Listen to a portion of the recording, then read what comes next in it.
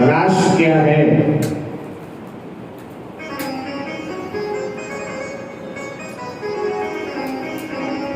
रास लीला का वास्तविक अर्थ क्या है? उपनिषदों में परमात्मा को कहा गया है रसो वैसा,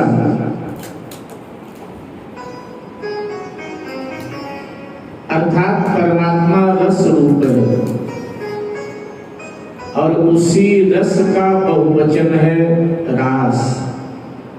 रस एक वचन है, रास बहुवचन। विशुद्ध जीवात्मा का परमात्मा से मिल जाना है,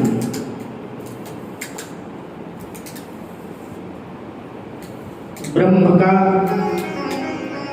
जीव का एकाकार हो जाना, बिंदु का सिंधु में समाहित हो जाना, इसी प्रक्रिया को भागवत की भाषा में रास लीला कहा गया।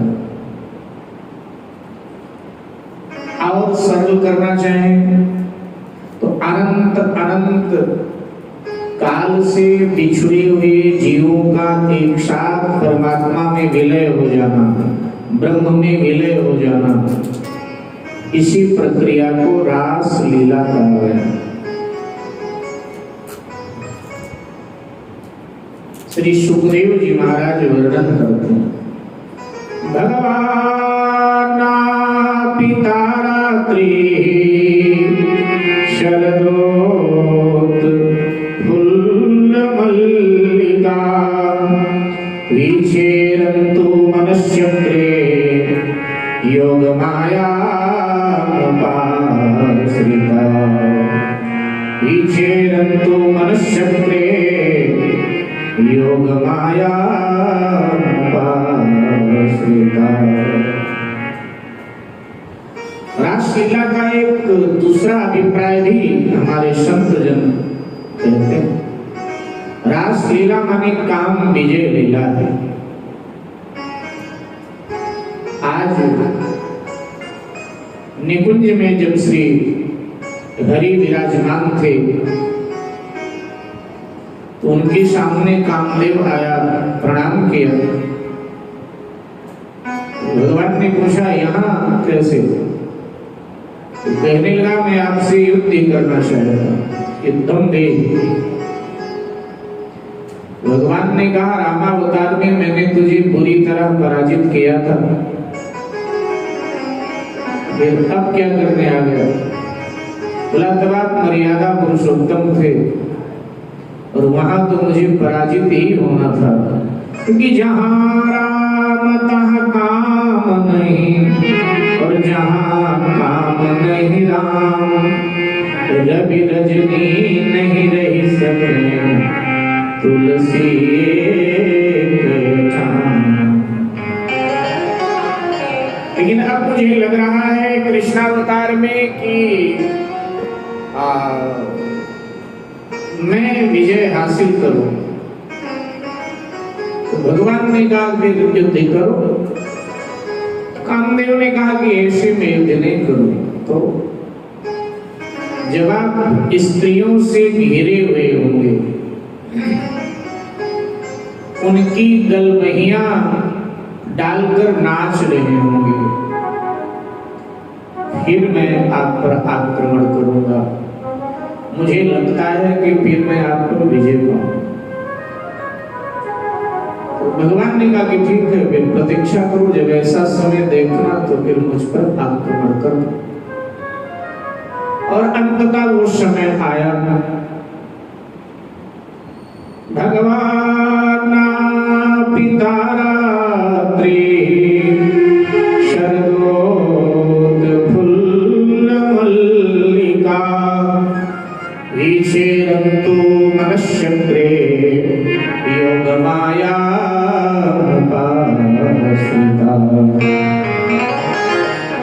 भगवान ना पिता रात्रि ही अर्थात वो रात आई। कौन सी रात?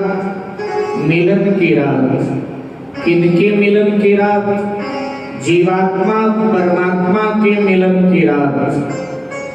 माया ब्रह्म के मिलन की रात, भक्ति भगवान के मिलन की रात, गोपी कृष्ण के मिलन की रात। गोपी माने जीव, गोपी कृष्ण के मिलन की रात, राधे श्याम के मिलन की रात, शरद पूर्णिमा की रात।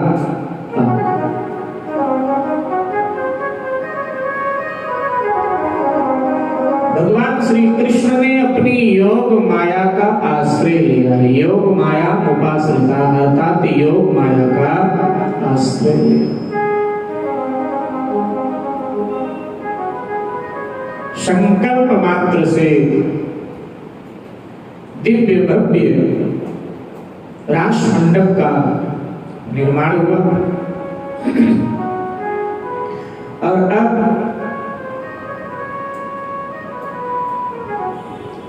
भगवान श्री हरि अपने अधरों पर वांसुरी रखा है और वांसुरी में सरकार ने स्वर भरा है।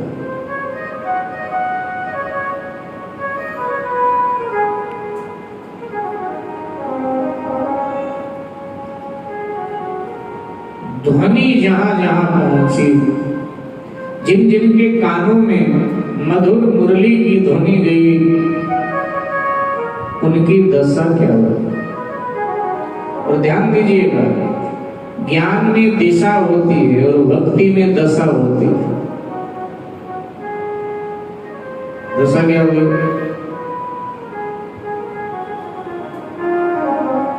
तो कहा कि सबसे पहले वृक्षों ने सुना, क्योंकि बांसुरी वन में बज रही है। वन में वनस्पतियां ही होती हैं, पेड़ पौधे होते हैं। दशा क्या हुई? सब रो पड़े। अब ये भाव जगत की बातें, इनको तर्क जगत में मत ले जाना। भाव जगत की बातों को तर्क जगत में नहीं ले जाना चाहिए।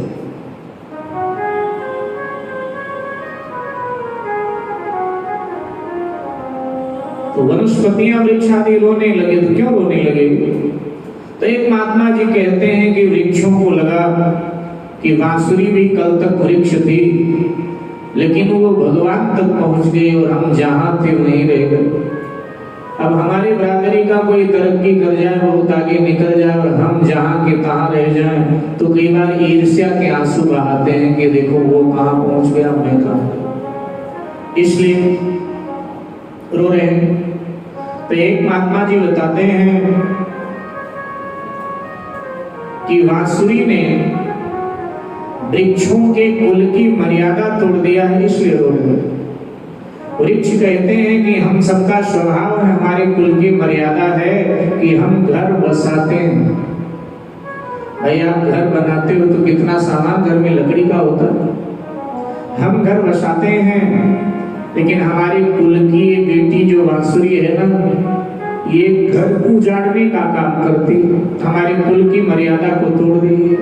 जब ये भगवान के होठों पर बैठ करके बोलती है, तो जिन जिन के कान में इसकी ध्वनि जाती है ना,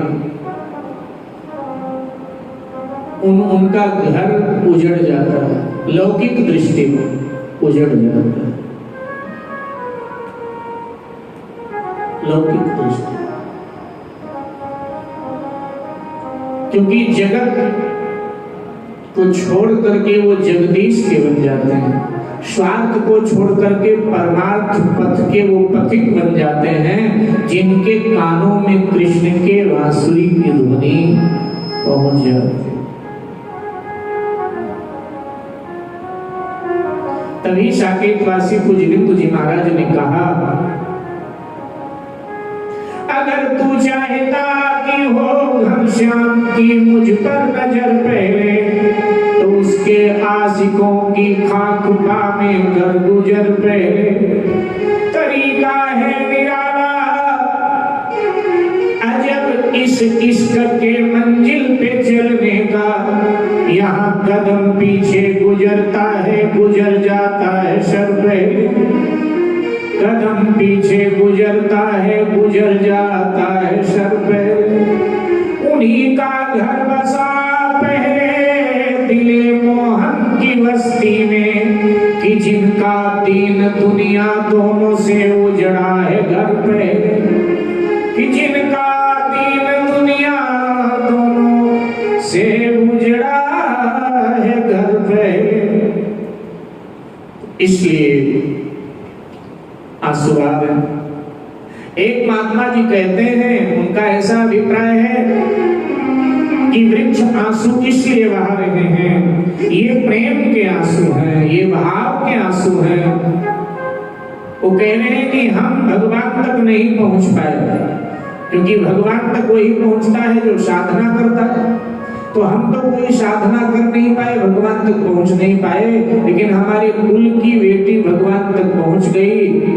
और ऐसा कहा जाता है कि कुल में एक भक्त अगर उत्पन्न हो गया तो 7 पीढ़ी आगे, 7 पीढ़ी पीछे की अपनी, और 7 पीढ़ी ननिहाल की, 21 पीढ़ियों का उद्धार कर देता है। तो हमारी बेटी बांसुरी भगवान तक पहुंच गई तो उद्धार हमारा भी निश्चित है।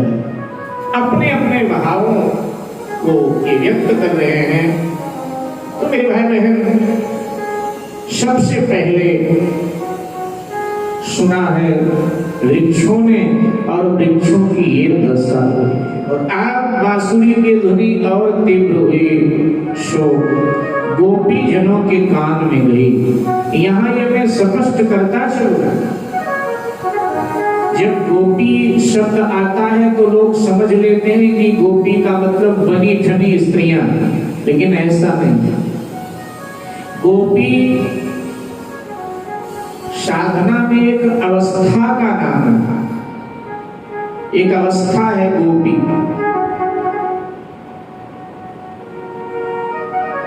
जैसे आप सन्यासी जनों के नाम के साथ, जो हमारे सन्यासी महापुरुष हैं, उनके नाम के साथ अक्सर आप देखते होंगे जुड़ा रहता है परमहंस, किसी के नाम के साथ जुड़ा रहता है गोस्वामी। अब ये अवस्था है, साधना की एक अवस्था है। जब उस ऊंचाई में व्यक्ति पहुंच जाता है तो वो परमहंस, गोस्वामी आदि का अवस्था का। ऐसे ही साधना में एक अवस्था का नाम है गोपी। विशुद्ध जीवात्मा ही गोपी है। तो गोपी जनों के कान में आवाज गई, और जब गोपी जनों के कान में आवाज गई तो उनकी दशा क्या हुई, सुखदेव जी महाराज वर्णन करते